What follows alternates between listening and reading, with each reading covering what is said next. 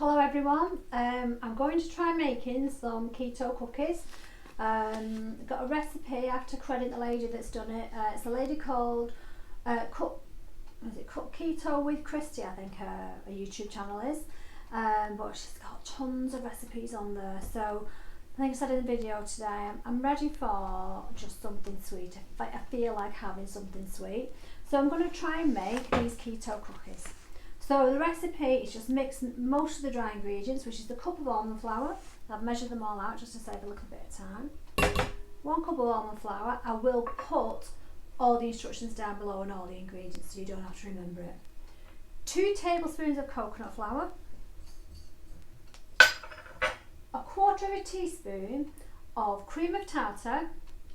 1/4 teaspoon of xanthan gum and a pinch of salt. So I've just put all those in there. We're just going to mix all those dry ingredients. A few lumps in the almond flour, so we'll just get those out. And then we're going to add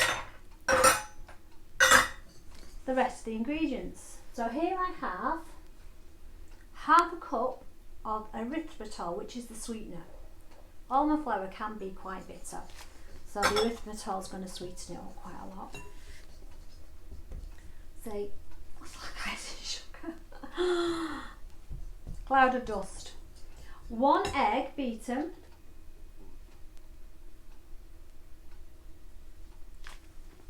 A teaspoon of vanilla, which I've already measured out.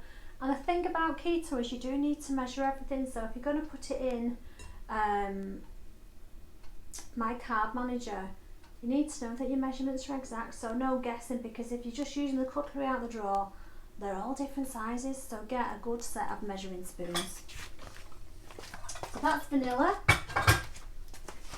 And then 4.5 tablespoons of melted butter. So you can see I've pre-melted that. So these cookies are going to be lovely and buttery.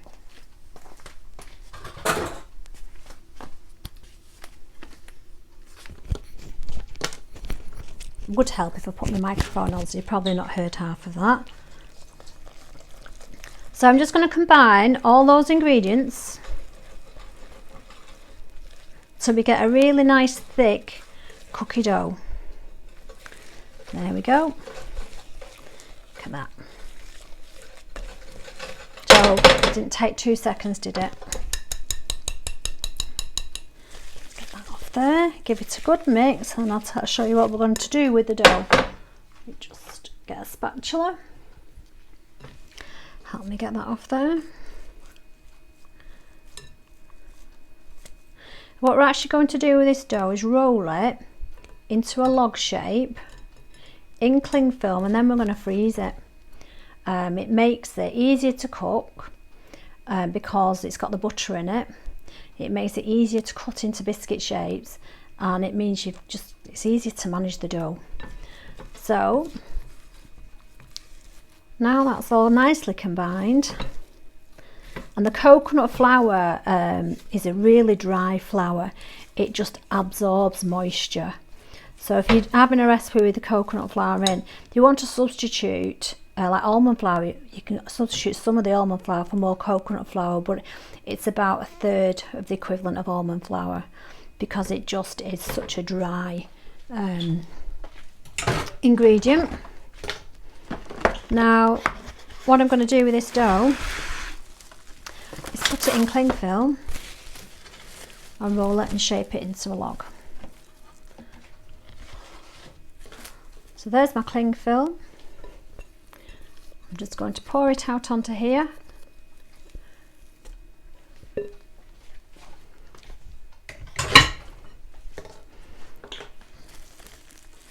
And just use the cling film just to encourage it into a nice long log shape.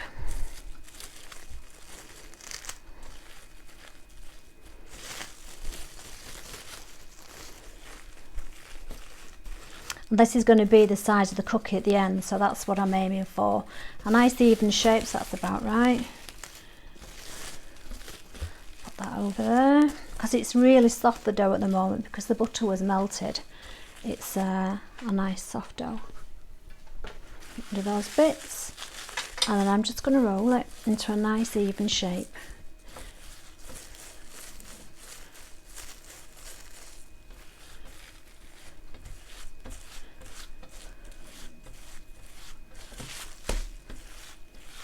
Just encourage it to be even all the way along.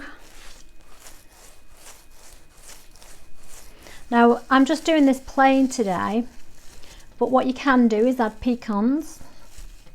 You can add chocolate chips, the 85% chocolate, or just grate some chocolate chips in. You can even add a little bit of peanut butter to the dough, but whatever you fancy really. But I'm just going to make them plain to see how they turn out. I might cover them in chocolate later, we'll see. So what we do with this now is we put it in the freezer for 15 minutes. So that's going in the freezer and I shall come back in 15 minutes. So here's the dough. I've just taken out the freezer and it has set quite hard. So that will make it easier to cut. So I'm just going to take the cling film off it. It has been in for about 20 minutes, I'd say, actually. And I'm going to try and slice it into 15 evenly sized. If I just do it into a third. 1, 2, 3, 4, 5. 2, 3, 4, 5. 1, 2, 3, 4, 5. The reason I'm trying to make it even is so that I know how many carbs are in each cookie. So what I've done is I've just put all the ingredients into my carb manager, and it's worked out what each cookie will be if it makes 15 cookies, which is why if I cut it into 15, all right, they're not all going to be exactly the same, but you know, I'm just trying my best to make them even, really. There you go, that's the dough cut into 15, and it's up to you what you do with them really. You can leave them quite thick. Almond flour won't rise, it may a tiny bit, it will probably spread because of the butter, but it doesn't tend to rise, almond flour. It also doesn't last like biscuits in a tin, so you need to keep them in an airtight container, probably in the fridge, to be honest with you. Now I like a nice crispy cookie, so I'm just going to flatten these out a little bit more, and I'll leave some a little bit thicker, so we can have a softer cookie. So you could put something on the top if you wanted to top them at this point, but I'm just going to flatten a couple of these out.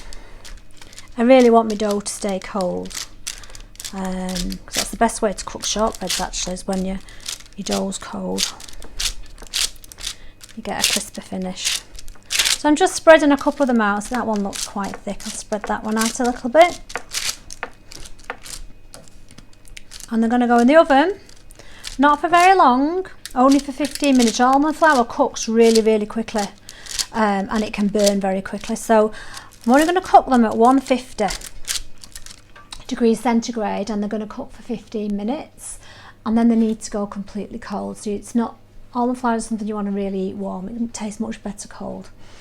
Each cookie is 1 net gram of carbs, so really, really low in carbs, but they do have quite a lot of fat. They've got 8 grams of fat, 2 grams of protein, and each one is 85 calories, so you don't want to be overeating, which is why I've not made anything up to now, because I know if I've got them in I will want to eat them, so you've just got to be careful. So in the oven they go, and we'll have a look at what they look like when they come out. Set that to 15 minutes. And we'll see what they look like later. So here goes, the cookies are all done and out of the oven. I've put chocolate on a couple of them there. Your eyes are not deceiving you, there is only 10 left. Me and Paul have been trying them, they are gorgeous. I will definitely make them again. But as I said, they don't last very long, so a couple of days in a box in the fridge, because almond flour does go off very quick, but they are, they're lovely and buttery. And if you've got to wait for them to go cold because they firm up a little bit, and you're looking for this brownness around the edge, that's when you know they're ready. Okay, there you go. Would highly recommend.